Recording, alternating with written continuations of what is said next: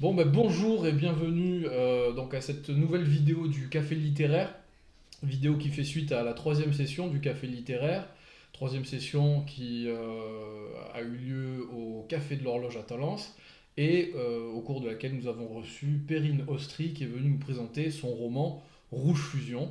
Euh, je pense que j'incrusterai la photo du roman dans la vidéo, parce qu'on n'a aucun exemplaire de Rouge Fusion avec nous aujourd'hui.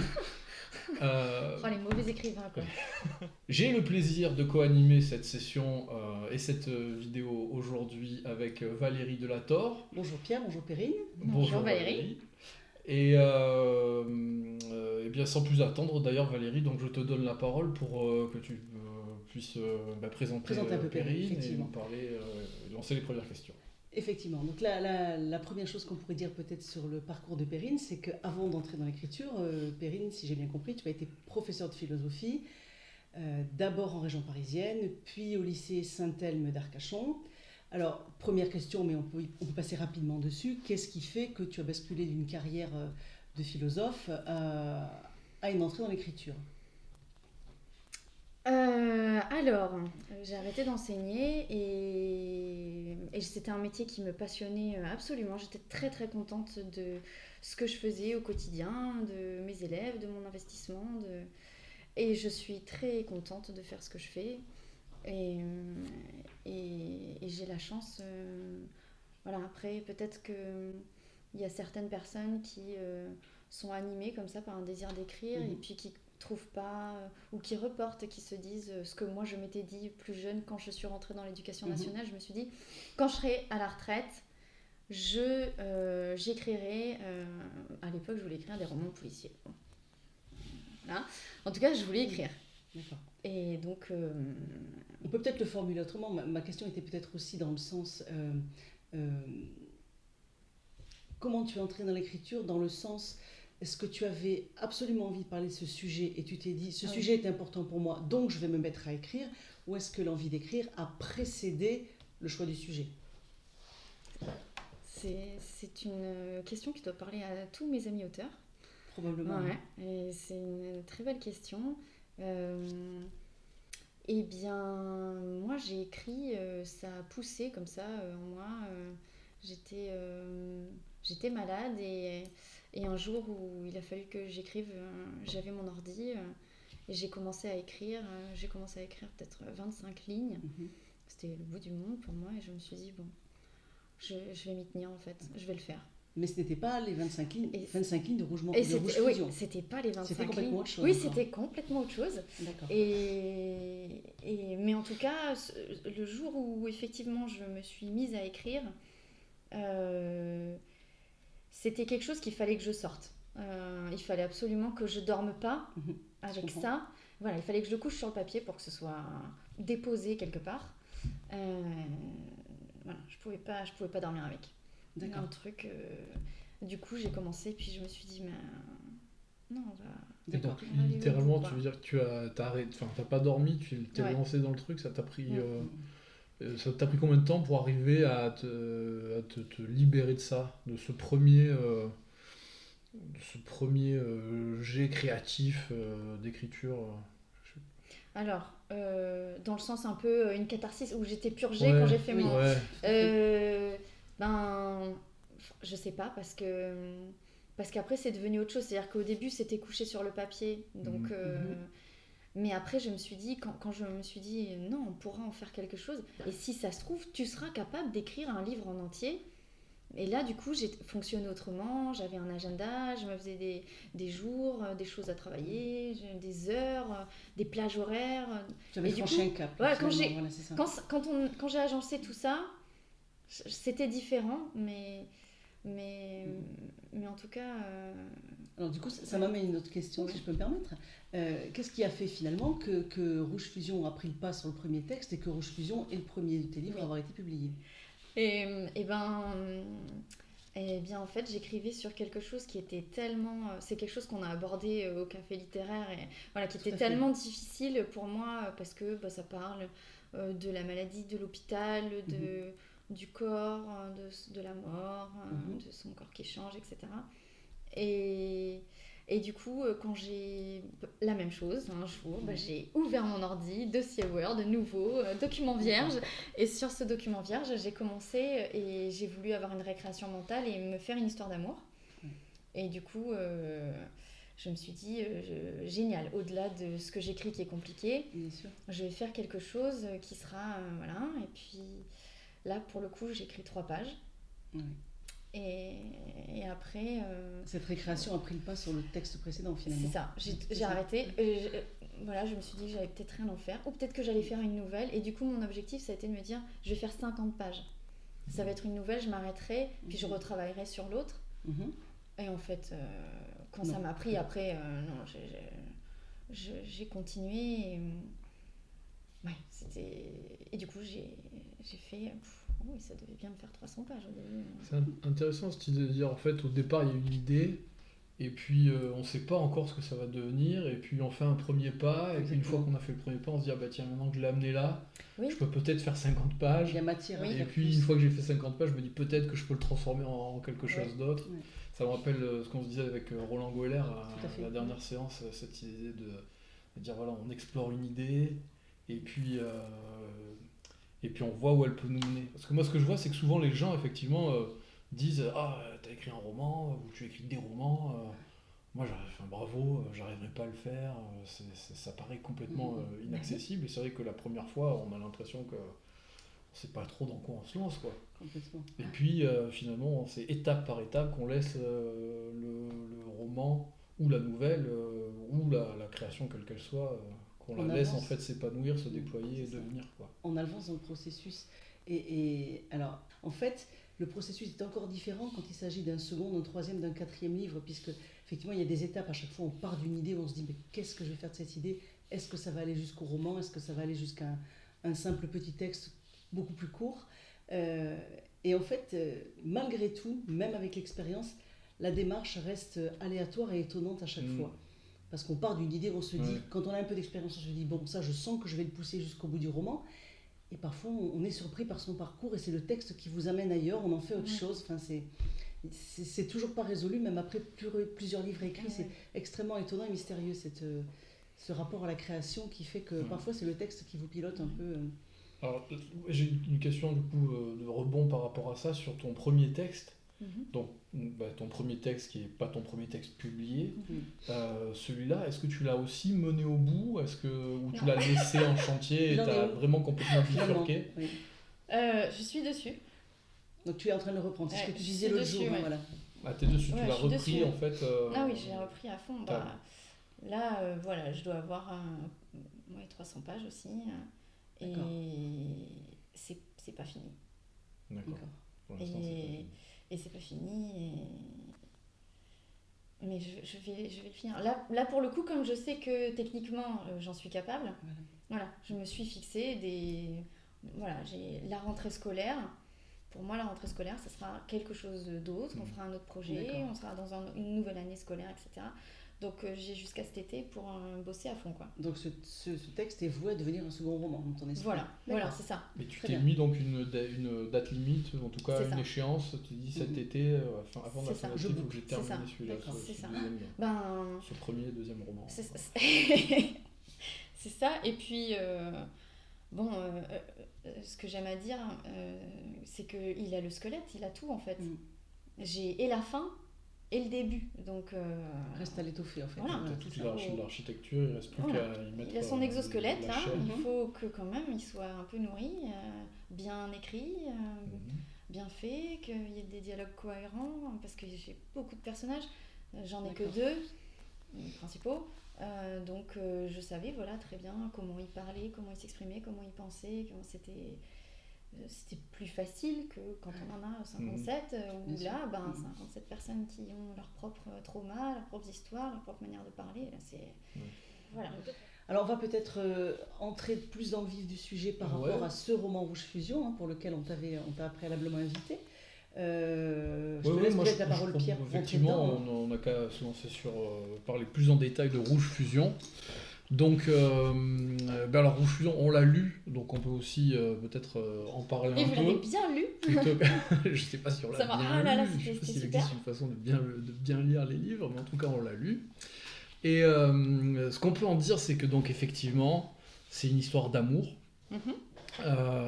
Et c'est l'histoire de l'incarnation d'un amour. Voilà, ce mot qui est dans le livre, qui revient souvent, cette notion d'incarnation, c'est un amour qui est incarné, qui est vécu dans la chair des protagonistes de ce couple, donc qui s'appelle donc c'est Anna et Jackson, qui sont follement amoureux l'un de l'autre et qui en fait sont consumés par cet amour. C'est à la fois un roman qui est très sensuel, très charnel, et en même temps, il y a vraiment cette quête de transcendance aussi à travers cette quête d'amour et à travers les manifestations d'amour finalement des deux protagonistes qui, on sent bien, cherchent à se dépasser et cherchent à dépasser leurs conditions en s'aimant follement. Et bien évidemment, c'est pas tout, c'est que le point de départ finalement ça du roman, puisque ça va les amener dans peut-être dans un cheminement qui sera fait d'écueils, de défis, de sacrés défis à relever. Et bon, je ne vais pas en dire plus sur justement comment ils relèvent ces défis et quel est le chemin que prend leur histoire d'amour, parce que ça c'est tout l'objet justement, je pense, de la lecture de ce roman. Mais voilà, dans un premier temps, est-ce que tu peux nous parler peut-être justement de cette de cette incarnation de l'amour? Je sais pas si c'est une thématique sur laquelle tu te sens te lancer.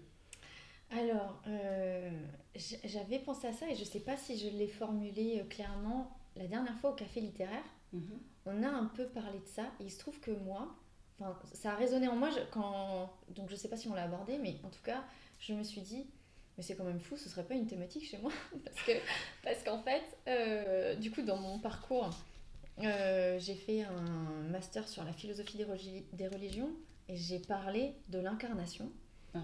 et de l'Eucharistie, et donc c'était quelque chose qui me préoccupait beaucoup quand j'étais étudiante. Du coup, j'ai compris au café au café littéraire, j'ai compris que ça m'avait préoccupé beaucoup aussi. Ça ressort effectivement. Et c'est aussi l'enjeu du prochain où le corps il change, que voilà, son rapport à son corps, c'est en fait du coup je comprends que je suis un peu monomaniaque. C'est un fil conducteur chez toi en fait, c'est un fil conducteur. Oui, c'est ça. Ou en tout cas, voilà, je décline. Voilà, c'est un thème qui m'est cher. Et du coup, effectivement, ce qui me paraissait important, peut-être déjà depuis des années en fait, c'est cette idée que le corps, c'est pas forcément quelque chose de sale, mais c'est quelque chose de sacré. Du coup, c'est peut-être l'idée que j'avais voulu faire passer, à savoir, bon, le corps, bien sûr, il va souffrir. Enfin, Anna, elle va souffrir dans sa chair, en fait, ça la rend malade. C'est-à-dire qu'elle est brûlée, enfin, elle est consumée par un désir pour Jackson, oui. Dans lequel elle investit énormément, et qui effectivement, en fait, son désir devient de la souffrance, quoi. Voilà. C'est ça. C'est-à-dire que elle, et c'est pour ça que le titre est pas mal, parce qu'au début, ça s'appelait pas comme ça, et que c'est à la lecture du manuscrit qu'on m'a dit non, en fait, rouge colère, ça va pas coller. Ce serait bien que tu. Non, pardon, je vais me mettre en situation. Ça va pas coller. Ce serait peut-être pas mal qu'on réfléchisse à un autre titre. Oui, parce que la fusion est première par rapport à la colère dans le livre. Quand on entre dans le livre, on entre dans la passion avant d'entrer dans la colère. C'est-à-dire que si ça s'était appelé Rouge colère, on aurait pu croire que c'était un livre sur le communisme ou un truc comme ça. Aussi, uniquement sur la violence, quelque chose. Voilà. Fusion, alors que le propos de départ, c'est quand même la passion, effectivement, tout ce qui tourne autour de la passion. Et effectivement, après cette passion, elle a des déclinaisons violentes, mais ça ne vient qu'en second temps dans la lecture. C'est la passion, et puis c'est la passion, justement, comme tu l'as dit très bien, c'est-à-dire j'aime et je pâtis, en fait. j'aime et c'est terrible. Je vais subir l'absence de l'autre, je vais subir le fait que, à mon sens, il ne m'aime pas assez. Même quand j'ai des démonstrations d'amour, pour moi, c'est des démonstrations pas assez... Pas suffisante, oui. Ouais, pas suffisantes. Ou que c'est pas assez incarné, enfin je sais plus trop, mais voilà, dans le livre, quand même s'il est assis à côté d'elle sur le canapé, parfois Anna elle se dit mais il est pas avec moi en fait. Oui, parce qu'en fait, finalement ça nous fait réfléchir à ce que c'est que le désir et peut-être ce que c'est que... Alors, l'amour et le désir sexuel, c'est une quête d'union quasi mystique à l'autre en fait.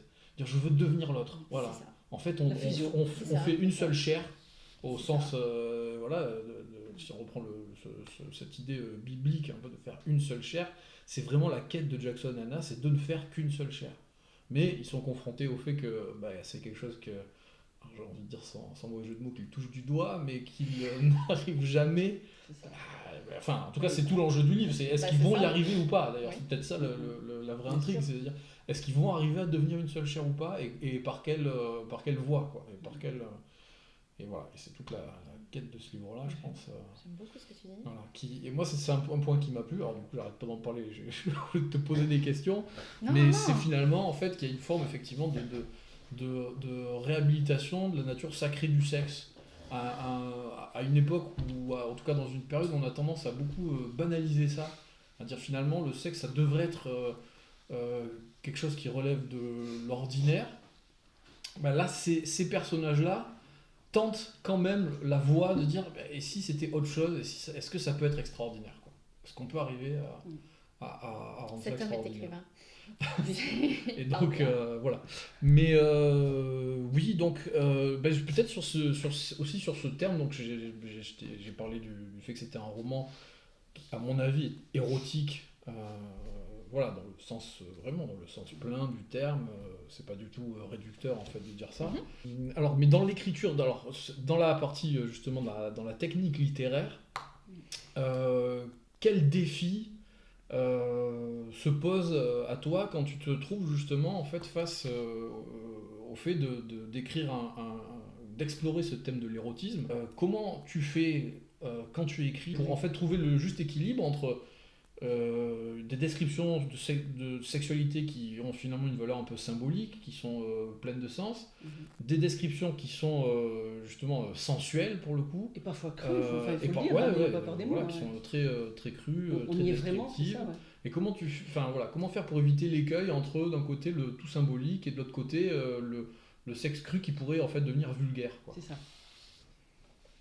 Alors du coup, moi je crois qu'on n'est pas hyper bien placé pour parler de ce qu'on a écrit parce que je suis un peu étonnée parce que justement moi, mais déjà depuis la dernière fois, on en avait parlé. Moi je trouvais que c'était que symbolique. Alors qu'il est extrêmement érotique et pour tout dire, on peut pas le mettre dans les mains de, faut vraiment les mettre dans des mains d'adultes, ce livre-là. Quand même... Oui, donc moi je pensais que c'était que des symboles. D'abord parce que justement quand ils font l'amour, c'est parce qu'ils veulent fusionner en fait. Ils sont hyper mystiques en fait. Ils veulent voilà, les sécrétions, ça va les rapprocher voilà, de l'éternel.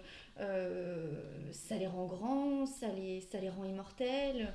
Voilà, faire l'amour, ça rend immortel. Donc du coup, c'est un peu ça. Et du coup, je pensais justement que j'avais... plutôt utiliser tout le temps un peu des symboles. Donc, je sais pas, moi, butiner, le pollen, pistil, dard, que j'avais fait un peu tout le temps ça. Mais donc, je comprends que non.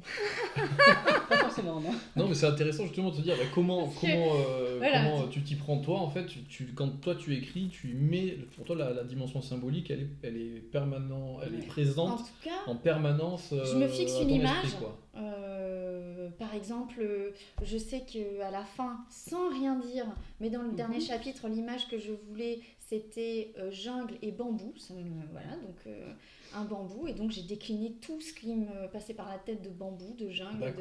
Et du coup, voilà, quand j'ai une scène, je me fixe, par exemple, ce que j'ai dit là, je sais pas, printemps. Donc, printemps, ça va être les abeilles, le pollen, le dard, et ouais, butiner. Donc voilà, c'est d'accord, plutôt donc tu un peu... explores un champ sémantique. Ouais, voilà. autour d'une idée particulière qui va te permettre d'exprimer. Voilà. Et le truc, c'est. Et quelque chose qu'on n'a pas dit, mais moi je pensais que c'était un peu ça le nerf de la guerre quand je l'ai donné à lire à ma maison d'édition, c'était les couleurs. Parce que justement, si c'était rouge dans le titre, c'est que, à mon sens, à chaque fois que j'avais une scène comme ça, par exemple, du coup, bambou, c'était vert, mais à chaque fois j'avais comme ça des couleurs qui. J'ai toujours travaillé le livre avec des couleurs, et du coup, quand elle rencontre d'autres femmes, Anna, chaque femme a sa couleur en fait. Oui. Et ça c'était un projet, moi c'était dans mon je sais pas, dans un projet, je sais pas, on va dire artistique, enfin en tout cas dans un projet d'écriture, c'était ça que je voulais faire. Et en fait que je me suis documentée, que j'ai enquêté, que j'ai rencontré des femmes, elles avaient toutes des couleurs. Et sans le savoir, quand elles parlent, en fait, elles étaient une moutarde, jaune moutarde m'est montée au nez. Ah non, mais alors moi, si j'avais une couleur, ce serait ça. Ah non, mais là, j'étais rouge colère. Là, j'étais verte de jalousie. Et je me suis dit, mais c'est génial ça. On va faire ça, on va faire un livre où en fait, on a des couleurs. Et avec des émotions, et où on sera verte de jalousie, on sera rouge avec un sang d'encre, avec un... Ça n'intervient qu'à la fin, parce que là, quand même, la couleur dominante dans les 3 quarts du livre, c'est quand même le rouge. Ouais. C'est le rouge de la passion, quand même, et de la colère. Et les déclinaisons du rouge même. Ouais, c'est ça, il y a des nuances de... Exactement. Ça va être rouge, rouge Valentin, on est rouge velours, et puis après, ça va être rouge colère, et puis... Et peut-être pour clarifier pour ceux qui regardent ou écoutent, effectivement, il y a un chapitre qui est le chapitre auquel tu fais référence. Alors, on avance un peu dans l'histoire, et finalement, il y a un moment où Anna va... Pour pas en dire trop, elle va confronter en fait sa propre quête ou son propre désir ou sa propre frustration justement à celui d'autres femmes qui vont à leur tour exprimer leur expérience. C'est un chapitre qui est très intéressant parce qu'on a des témoignages en fait des témoignages assez violents de désir et de frustration féminin. Basculer vers la violence d'ailleurs. C'est des femmes en fait qui expriment leur désir et leur frustration et comment ce désir frustré les amène à de la violence. La question que j'avais sur ça, c'est ces témoignages-là, est-ce que tu les as fabriqués? Est-ce que ils sont issus d'une documentation, d'une enquête? D'où ils viennent en fait ces témoignages? Eh ben tout. C'est-à-dire qu'il y a une... moi quand j'ai compris que ça serait pas qu'une nouvelle sur une histoire d'amour, c'est autre chose qui est venu, et du coup je me suis dit que la difficulté qu'allait rencontrer ce couple, certainement que eux qui se pensent, et c'était ça qui était intéressant, c'est que eux qui se pensent si extraordinaires, exceptionnels, complètement, qui vivent un truc inédit, qui sont uniques, hors normes, voilà. Tout à fait. Et en fait, je voulais les confronter à, non, il y a plein de gens qui vivent ça, et puis il y a plein de gens qui souffrent, et il y a plein de gens pour qui c'est hyper dur, et qui se disent, il y a plein de femmes qui certainement se disent, je suis folle de mon compagnon, ça m'amène à faire ça, c'est terrible, ça me fait souffrir, je le fais souffrir, mais... Bon, et du coup, je me suis documentée absolument avec tout ce qu'il y avait, puisque du coup, dans Bordeaux Métropole, j'ai fait les commissariats, les associations aussi, les associations à fond, les associations qui sont citées dans le livre, elles existent vraiment, elles font vraiment un travail exceptionnel avec les femmes mais qui sont victimes en Bordeaux Métropole. Et voilà, et puis justement une association qui est citée, que je suis allée voir en leur disant est-ce que ça vous est arrivé une fois dans votre vie d'avoir soit un homme qui vient vous voir pour vous dire je suis victime, soit une femme qui vient vous voir pour vous dire je suis auteur, et qu'est-ce que vous faites de ces gens? Et moi je pensais qu'ils allaient me dire non, on n'a pas. Et du coup j'étais toute légitime à écrire là-dessus, puisque du coup en fait non, elles m'ont dit si. Et puis à l'époque quand je demande, elles me disent c'était en début d'année, et elles me disent depuis le début d'année il y a 3 hommes qui sont venus pour vouloir intégrer le foyer, mais c'est un foyer que de femmes, donc on peut pas intégrer les hommes. Et du coup je me suis dit il y a ces femmes là qui sont violentes, il faut les trouver. Oui, parce qu'en fait ce qui est quand même très, on va dire, novateur, particulier dans ton livre, c'est qu'effectivement au départ on a une passion qui bascule vers une forme de violence, violence de la femme sur l'homme, ce qui est quand même effectivement Violence peu réciproque aussi. réciproque Oui, voilà, aussi, c'est mais ce que je il y a quand pense. même elle a quand même initié Anna. Oui. C'est quand même elle qui a initié ce processus un petit peu violent. Et finalement, effectivement, alors, soit c'est tabou, le fait qu'on parle peu de la violence de la femme sur l'homme, soit il y en a effectivement peut-être un peu moins que les violences masculines sur les femmes. On ne sait pas, mais apparemment, dans ce que tu dis, ça existe sur le terrain. Et il n'y a pourtant pas une grande place qui est faite à ce sujet-là. Alors moi Dans les du médias. coup, pour rebondir sur ce que tu dis, ce qui m'intéressait, c'est que c'était un gros projet du livre. Hein. Là, c'était, voilà, une Bien fois que sûr. j'étais en train de l'écrire, je me suis dit, allez, ça va être le gros projet du roman. Ça va être de redéfinir les contours de la violence et de se dire, mais elle C'est commence où la violence en fait? C'est ça. Est-ce Où est que, le seuil? voilà, est-ce Si que on a- Anna, elle est violente Mhm. avec son compagnon? Est-ce que Jackson, il est violent avec sa compagne? Est-ce que et ces femmes qui m'écrivent, donc je vous renvoie au livre. Mais du coup, ces femmes qui où c'est violent parce que du coup, pour le dire, parce que je crois que je l'avais déjà dit au café littéraire, donc je veux pas spoiler parce que mais voilà, il y a une femme qui dit, pour moi, c'est violent ce que je fais à mon compagnon, et en fait, ce que je fais simplement, c'est que on fait chambre à part. Mm. Et pour elle, du coup, elle, c'est elle qui est victime de ça, parce qu'en fait, son mari ne veut plus partager son lit, mais pour elle, Ouais. c'est terrible en fait. C'est ça. C'est une humiliation, et puis voilà, puis elle est frustrée, puis elle comprend pas, puis ils sont dans un non-dit, elle sait même pas pourquoi il veut faire chambre à part, mais de fait, il dort, il veut avoir son espace à lui, et elle comprend pas qu'il va y avoir un espace Là à aussi, il y a lui. une souffrance. C'est ça. Et voilà, du coup, elle, est aussi dans je la sais souffrance. plus quelle est sa couleur, mais, Mhm. mais elle est... Ouais. Peut-être que c'est blanc d'ailleurs, je me me souviens souviens plus, plus, mais elle oui. dit, moi je suis... Voilà, j'ai rien en fait. J'ai rien, même mon lit, c'est pas mon lit parce que c'est une absence de lit en fait. Il est pas là. Donc, Ce que j'ai trouvé intéressant de ce point de vue-là, alors moi j'ai pas, enfin je me dis, je trouve que justement quand on me l'a présenté ce livre, on m'a dit c'est un livre sur les violences conjugales et sur les violences conjugales féminines perpétrées par des femmes. Bon, moi c'est pas mon sentiment en fait que ce livre soit vraiment un livre sur les violences conjugales et sur les violences conjugales féminines. En tout cas, ma lecture, c'est que c'est pas forcément ça. C'est un élément en fait. C'est un des défis ou un des enjeux ou une des embûches qui va se présenter sur leur chemin. Mais par contre, ce que j'ai trouvé intéressant justement, c'est que en fait, en faisant adopter la perspective de la femme et en rendant la femme violente, ce qui se passe, c'est qu'on féminise pas la violence, mais on la dégenre à mon avis. Parce qu'on peut à fait. complètement en fait se rendre compte, on se dit bah oui, ce mécanisme en fait de frustration, de sentiment justement de souffrance, de souffrance infligée par l'amour que je porte à l'autre, qui devient ensuite des manifestations. Que je l'aime vraiment. Ouais, voilà, c'est ça, hein, d'un amour sincère, qui devient en fait des manifestations violentes, soit des agressions verbales, soit des agressions physiques, soit justement des agressions passives. Et bien en fait, voilà, on se rend compte qu'elle n'a pas besoin d'une psychologie féminine ou d'une psychologie masculine pour s'exprimer. C'est un mécanisme qu'on Qui peut touche tous les comprendre individus, et c'est auquel ça, en on fait. peut tous s'identifier, à la fois en tant qu'auteur potentiel ou victime potentielle, quoi. Ben, Et ça, c'est vrai que voilà, Jackpot. ça peut donner du grain à moudre, quoi.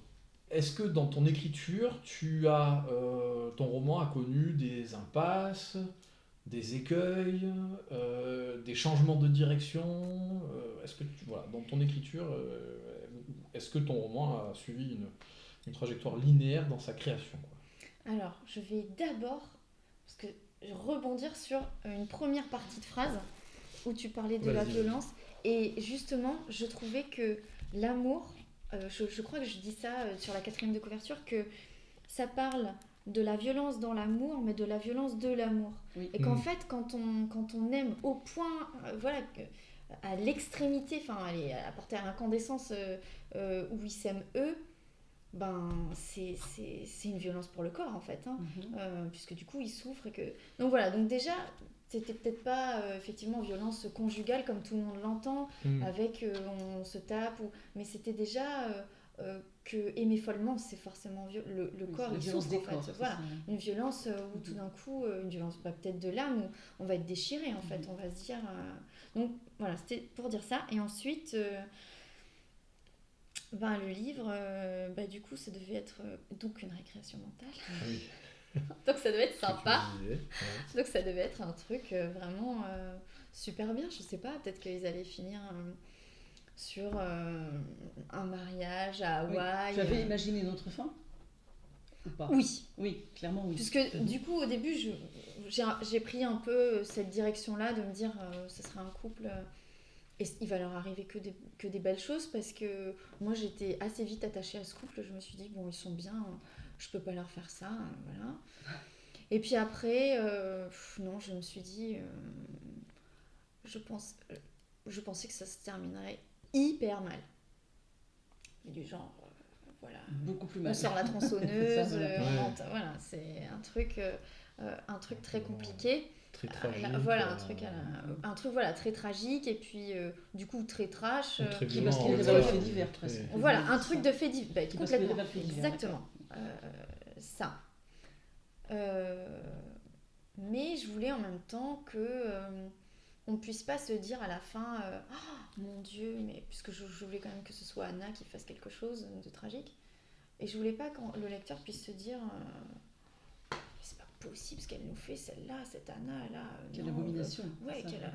je voulais quand même que ce personnage, comme il m'intéressait, que j'étais attachée à elle, je voulais pas qu'il lui arrive des trucs trop pourris quand même. Donc tu as voulu redorer un peu son blason par Voilà, rapport à ton idée quand même. initiale. Ouais, D'accord. voilà.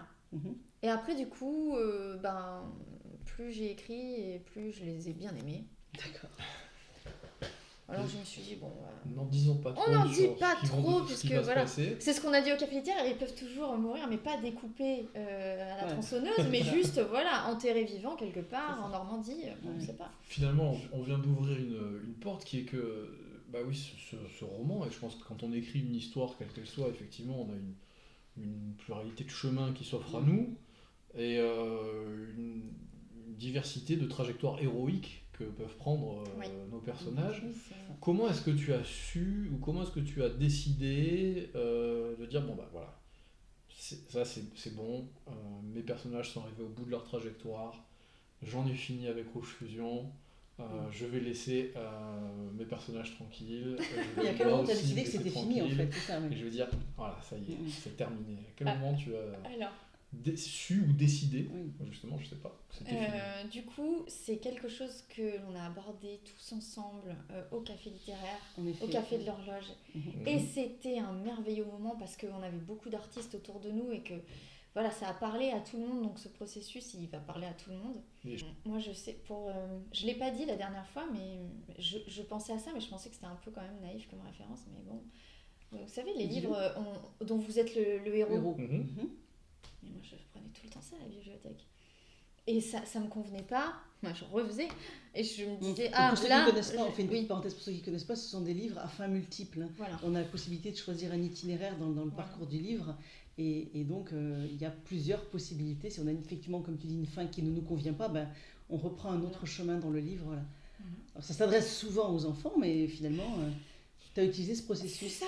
Et donc ça veut dire que tu as hésité quand même entre plusieurs fins ou Euh, plusieurs chemins possibles. Oui. À partir du moment où tu as éliminé la tronçonneuse, est-ce qu'il te restait encore d'autres options Oh, ou mais tu es oui, parti mais oui, on est plein, d'accord. plein. Mhm. Plein. Et d'ailleurs, tu as dit que t'étais pas, enfin, que tu t'y attendais pas à cette fin et que. Oui, moi Bon, c'est. ça, ça, voilà, oui, est-ce c'est qu'elle pas était la fin que satisfaisante ou pas c'était pas En la tout cas, fin on que s'y attendait pas, j'attendais. quoi. Ouais, c'est pas la fin que j'attendais, Voilà. clairement. Donc, moi non plus. En tout cas, au début, quand je l'écris, moi non plus. Mais après, je me suis dit, avec du recul, puisque quand j'ai relu, c'était pas ma première fin, mais Mhm. ben, je sais pas, peut-être au bout d'un an, je me suis dit,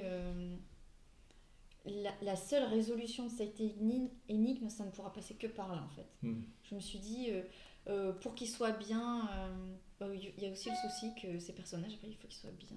On pose le livre, on se dit, bon, allez, Tu voulais sans un peu- regret, Tu quoi. voulais être rampé avec Voilà, un peu il de faut être sérénité. rampé, voilà, c'est ça, Ouais, un peu de Trempé avec sérénité, ce voilà. sujet. Il faut... Et du coup, je me suis dit, si je devais réfléchir à ce sujet, à eux, etc., bah, il y a que... Ils peuvent s'en sortir que comme ça. Il n'y a que ça qui peut les sauver, en fait. D'accord. Moi, j'ai Parce une autre que- question là-dessus. Ouais. Si tu le réécrivais aujourd'hui, donc plusieurs mois après, Voilà. est-ce que tu choisirais la même fin? Alors sans donner, mais ou est-ce que tu penses que tu partirais vers autre chose? Alors déjà, je sais même pas si je serais capable de le réécrire. Mm. Mais dans les grandes lignes, disons. mais Est-ce que tu prendrais peut-être une autre option à la fin? Non. Non, tu resterais là-dessus. Ah ouais. Ça, c'est une Non, bonne je trouve question. qu'elle est top, ma fin. C'est le mieux, c'est vraiment, non. C'est ce qui te Donc, convient. Tant toi, mieux, toi, quoi. ça veut dire que toi, quand tu lis ton livre, tu es satisfaite par ta fin. En tout cas, je me dis qu'au vu des difficultés qu'il y a, il me semble que quand on a ce type de problème conjugal, il y a quelque chose qui peut peut-être, vu qu'on est quand même dans un lien mystique et tout, il y a quelque chose qui peut sauver le tout, et que voilà, quand on a un désir de fusion, peut-être que c'est autrement qu'il faut penser, quoi. Donc toi, tu es satisfaite de la trajectoire du Voilà. personnage. Moi, D'accord. Ça, je trouve que c'est intéressant et c'est important. Moi, Bah oui. ça fait écho à ma petite expérience, moi, avec mon roman, là, sous les reflets. Mhm. Parce qu'il y a des gens qui ont adoré la trajectoire que prend mon héros. Il y a des gens qui, justement, sont restés sur leur fin et m'ont dit vraiment. Alors pour ceux qui ne connaissent pas le roman de Pierre Andassi, il s'appelle Sous les reflets aux éditions Le Buvard. Et en vraiment quelques mots, c'est l'histoire d'un trentenaire expatrié à Shanghai qui au départ mène une vie relativement superficielle et peu à peu on suit sa quête initiatique. Oui, Voilà. c'est ça. Il va En se gros, retrouver. j'ai rapidement résumé. Oui, Voilà. oui, on peut le dire comme ça. Pour que les gens comprennent le propos. Clairement, c'est un espèce de roman initiatique contemporain, moi j'ai envie de dire.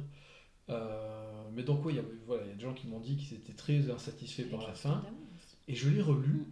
Moi je l'ai relu et moi j'adore la fin de mon roman aussi. Ouais, ouais. Moi aussi, c'est-à-dire que quand je suis arrivé au bout de mon roman, je me suis dit j'ai vraiment l'impression d'avoir écrit mot pour mot ce que j'avais envie de dire et je suis vraiment fier de ça. C'est que je me dis, quand je lis les derniers chapitres de mon roman, moi-même en le lisant, ça résonne encore en moi. Alors ça peut paraître un peu Mais genre, non, mais ego trip ou je sais pas quoi, mais en fait non, c'est que j'ai mais vraiment l'impression d'avoir réussi à... Mais tu sais, quand à tu exprimer fais une ce que j'avais en moi, dissertation quoi. et que tu as tes 3 parties, que tu dois donner une conclusion et que, bah voilà, si tu relis ta disserte et que tu te dis, ah non, vraiment, vu ce qui se passait, la 3e voie possible, c'était ça, c'est chouette. C'est très satisfaisant. Ouais. Oui, alors moi qui suis en jeunesse, on est à peu près dans le même processus. Alors c'est plus caractérisé parce qu'en jeunesse, on a souvent un personnage qui est dans une situation de départ et vraiment pour l'enfant, le but du jeu, c'est que l'auteur fasse évoluer la trajectoire du personnage vers un autre point. Bon, il faut que ce soit quand même assez sensible dans le texte, que le personnage n'est pas resté dans sa situation de départ. En gros, je caricature, mais en gros. Alors moi aussi, il y a plein de fins de mes livres jeunesse que j'aime beaucoup.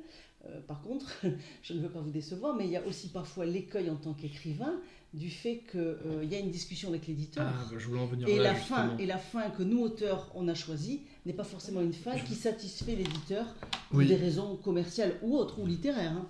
Et parfois, voilà, là, on a un choix à faire. Moi, j'ai eu à rectifier certaines fins de mes albums. Je n'ai pas toujours été satisfaite d'avoir eu ça à faire. Après, effectivement, peut-être que c'est ce qui a fait que le livre a mieux fonctionné vis-à-vis des lecteurs, commercialement parlant, peut-être. Probablement, mais dans la genèse de cet album-là et de ce texte-là, moi j'aurais peut-être voulu garder la fin. Voilà. Après, je cède volontiers du terrain sur ce que me disent les éditeurs en termes de, voilà, peut-être qu'il faudrait réfléchir ça autrement. Mais c'est vrai que la fin, c'est quand même la chute, c'est le moment fort du livre. C'est vrai que ça demande de la sensibilité, peut-être des fois d'être capable soit de faire des concessions, d'être un peu humble pour écouter son éditeur. Bien sûr. Moi, c'est vrai que, alors je vous dis, je suis hyper satisfait de ma fin, mais c'est vrai que moi, mes éditeurs, par exemple, ont justement eu l'intelligence en fait de me montrer quelque chose sur la première fin que j'aurais proposée et de me dire, en fait, ils m'ont proposé d'inverser 2 chapitres. Ils m'ont dit, tu vois là, si on inverse ces 2 chapitres, ça change rien à ton propos, mais par contre pour le lecteur, ça va faire une énorme différence. Oui. Et au début, j'étais un peu réticent. Je me suis dit, punaise, j'ai peur quand même de faire ça parce que moi, j'avais pensé j'avais justement l'impression qu'il y avait quelque chose de très fluide et naturel et cohérent pour moi dans la façon dont j'avais écrit. Et j'aurais dit, bah écoutez, on va tenter. Et quand j'ai fait l'inversion, je me suis dit, punaise, ils avaient raison, quoi. Ils étaient bien avisés. Bien sûr. Alors après, je rattrape mon propos aussi. Loin de moi l'idée de lire que l'éditeur est le grand méchant loup qui vous fait systématiquement changer, mais c'est vrai que ça peut être aussi simplement un conseil qui infléchit un peu votre fin. Il n'est pas forcément question de totalement changer la fin. Mais effectivement, toi dans ton cas, c'était inversion de chapitre et tout de suite ça a donné une autre... Voilà. Non mais je pense que c'est un exercice qui est périlleux, quoi. Tout à fait, c'est aussi à ça que servent les éditeurs. Ça éditeurs. demande de la sensibilité, de la discussion et de l'intelligence. Et pour rebondir sur ce que vous dites, comme le roman s'appelait Rouge Colère, quand on m'a dit Rouge Colère, mais non, je me suis dit mais je peux absolument pas l'appeler autrement que Rouge Colère. Et en fait, Rouge Fusion, c'est mieux. Tu l'as adopté, ça y est? Bah oui, je trouve que c'est beaucoup mieux. Enfin, en tout cas, philosophique, c'est un projet. Il y a un projet plus qui est plus intéressant de travailler la fusion que de travailler la couleur. Enfin, alors que ça, il y a 2 ans, quand on m'a dit non, rouge colère, non. Je me suis dit, alors là, c'est fou ça quand même. Et ouais, des fois, on se fait des idées. Donc, on est je pense accroché à des trucs, et en fait, et puis, on n'a pas le recul nécessaire, peut-être. Oui, puis le regard du tiers, de l'éditeur ou autre, ou des lecteurs, mais le regard du tiers permet parfois d'avoir un recul sur son texte, comme tu dis, qui nous fait changer de position. Effectivement, ouais. C'est intéressant. Et Ça... en fait, du coup, c'est pour le bien du texte, c'est comme si c'était quelque Bien chose sûr. d'indépendant de nous, c'est pas nous qu'on critique, c'est une valorisation du texte, c'est pour que ce soit mieux. Et donc, mais alors, au début, de comprendre ça, de se dire, bon, alors là, on me critique un peu moins, quoi, je suis pas capable de choisir un titre. Ah oui, tu vois comme ça. De se dire, non, ça va pas.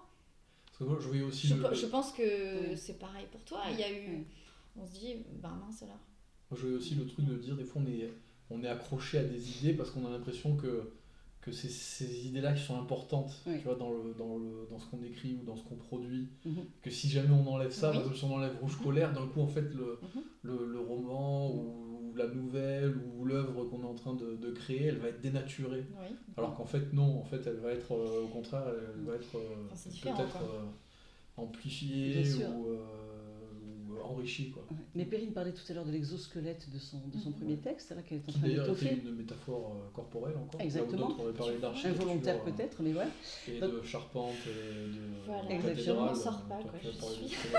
Alors, pour revenir sur l'exosquelette, c'est vrai que parfois, alors, je parle de mon expérience, mais de celle de plein d'autres, effectivement, l'éditeur peut être amené à vous dire, non mais là, on enlève ce chapitre, ce morceau de chapitre, où on inverse des choses.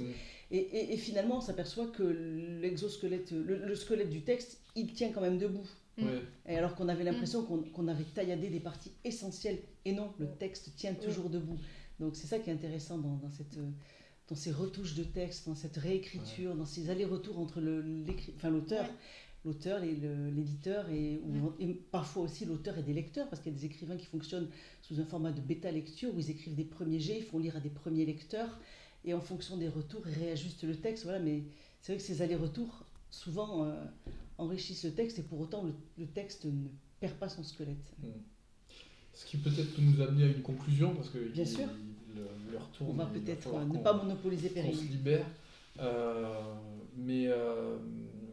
Ma conclusion, c'était, oui, voilà, ce que je voulais dire. En tout cas, on comprend que le nerf de guerre, c'est que c'est rouge, quoi, du coup, puisque je...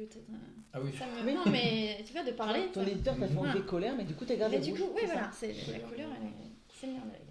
Et non, mais c'est que moi, ce que je retiens de notre petite discussion, c'est qu'en termes de processus créatif, c'est finalement qu'on soit au début sur l'idée initiale ou sur le choix de la fin, qu'on soit seul devant son manuscrit ou sa création, quelle qu'elle soit, ou qu'on soit en discussion avec ses éditeurs, finalement, c'est important d'être prêt à explorer des nouvelles voies, à lâcher du lest aussi, à lâcher du lest, et à aller vers ce qui peut-être nous paraissait pas la voie la plus évidente au départ, parce que c'est comme ça qu'on trouve peut-être aussi des fois les joyaux dans ce qu'on fait, quoi. Mais du coup, il faut avoir sacrément du recul. Ça s'apprend. C'est l'expérience de l'écrivain, justement. C'est à chaque choix qui se pose devant nous qu'il faut peut-être qu'on met trop d'affect, parce que c'est ce que vous dites tous les deux, c'est quelque chose d'important. Je sais pas du coup vous si vous avez des lecteurs ou des gens qui peuvent vous dire très bien, mais alors ce chapitre pas du tout. Et puis on se sent forcément affecté en fait quand on nous dit non ça. Moi je sais qu'une fois, puisque j'ai un livre avec beaucoup de personnages et que j'ai qu'un lecteur dans ma vie, qui me dit non là par contre ça colle pas, non le dialogue ça colle pas. Et que moi je me suis dit mais qui est mieux placé que moi pour... C'est moi qui les ai fait ces personnages, je sais très bien comment ils parlent.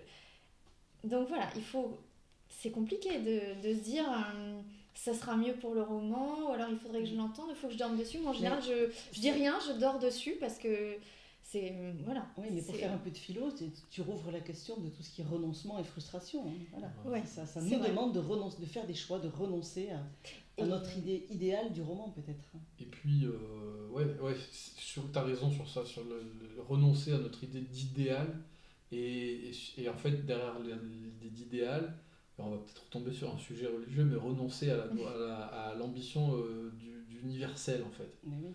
Parce que c'est ça le truc, c'est que bon, on est frustré, mais moi je me rends compte qu'il y a des gens, ou moi-même en fait dans mes goûts littéraires, j'aime des choses que des gens avec qui je vis n'aiment pas. Bien entendu. Ils trouvent que c'est naze et moi je trouve que c'est génial. Et en fait c'est pareil je pense dans ce qu'on crée, c'est-à-dire qu'il y a des gens qui vont adorer le chemin que prennent nos personnages ou que prennent notre histoire parce que ça leur parle, parce que finalement ça fait il y a écho un chez écho eux, qui c'est se ça. fait, exactement, il y a un écho qui se fait entre ce que nous on a exprimé et ce que eux ressentent. Et puis il faut accepter qu'il y en a, ça va les laisser indifférents, voire ça va les rebuter quoi. Et finalement si on se fait à cette idée-là, peut-être ça nous permet de faire des choix plus avisés. En tout cas, on te remercie Perrine d'être venue faire ce petit remake de la 3e session du Café littéraire. On rappelle que ton roman s'intitule Rouge Fusion aux éditions Jet d'encre et qu'on peut le trouver à peu près partout en librairie. Merci au Café de l'Horloge de nous avoir accueillis la dernière fois, c'était super. On était bien configurés, je crois qu'on s'est tous toujours regardés, qu'on était... Et merci à vous deux parce que c'est une super initiative, que votre initiative elle grandit et que moi j'ai entendu parler de vous jusqu'à Soulac. Donc c'était quand même quelque chose de super, j'étais hyper contente de vous connaître. Quand on m'a parlé du Café littéraire, alors tu connais le Café littéraire de Talence qui est...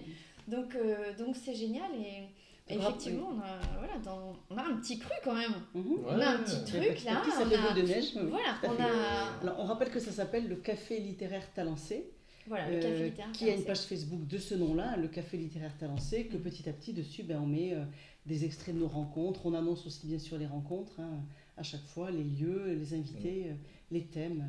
Et moi j'ai envie de dire merci à vous et merci aussi à ceux qui sont venus au café. Physiquement, oui, tout à fait. Moi j'ai trouvé que c'était génial de voir en fait qu'il y avait beaucoup de talents autour de la table, beaucoup de sensibilités artistiques différentes. Puisqu'on avait des gens qui étaient poètes, écrivains, photographes, musiciens, et qu'on pouvie ou lecteurs de talent aussi. Ou lecteurs, tous les gens qui étaient là avaient quelque chose à apporter, je crois, à ce café-là. Donc n'hésitez pas à venir, à vous inscrire sur la page, à venir aux prochaines séances, et à venir aussi avec, dans votre besace, vos œuvres, vos projets. Des amis, c'est l'occasion d'en parler aussi, puisque à chaque fois on a un focus sur un auteur, une autrice, un genre plus ou moins littéraire, une thématique, mais on a un 3e temps du café qui est fait pour permettre à tout le monde de s'exprimer, de partager, de venir apporter sur la table ce qu'il est en train de faire. Donc voilà, n'hésitez pas, venez nombreux partager ça avec nous. J'ai eu un cadeau, j'ai eu un livre. Mais oui. Voilà, j'ai reçu le livre de quelqu'un qui était aussi à la table et que je lis du coup en ce moment, et qui est très très bien écrit. Donc ouais, on avait beaucoup de talent autour de la table. C'était une belle surprise. C'était, je veux dire, voilà. Alors je sais pas si la vidéo sortira à temps, mais j'en profite pour annoncer quand même la prochaine session du café. Où nous recevrons donc David Courtois qui viendra nous parler de son activité en fait j'ai oublié le nom de son métier. Scénariste. Alors il est scénariste de BD, il a travaillé, il a monté une entreprise, en tout cas une entreprise de colorisation de bande dessinée, mais il travaille sur des tonnes de projets en lien avec la BD. Donc ça promet d'être une session super intéressante sur le processus créatif propre à la bande dessinée. Le mardi 10 mai. Ce sera le mardi 10 mai, effectivement. Ça, c'est le mardi 10 mai. Ouais, donc c'est à 19h à l'Edwood Café, sur la place du Forum à Talence. À l'Edwood Pub, exactement. Autant pour moi, l'Edwood Pub. C'est l'Edwood Café, t'as raison, c'est la partie pub de l'Edwood Café, comme tu l'as dit, sur le Forum à Talence. C'est super qu'il y ait des BD. Ouais, on se disait ça peut être vraiment sympa. Une ultra fan de BD, je suis hyper contente. D'aborder la façon de raconter des histoires. Exactement. Et on vous dit à très vite. À très bientôt. Et merci Perrine, merci Valérie. Merci et à vous. restez connectés. Stay tuned. Stay tuned.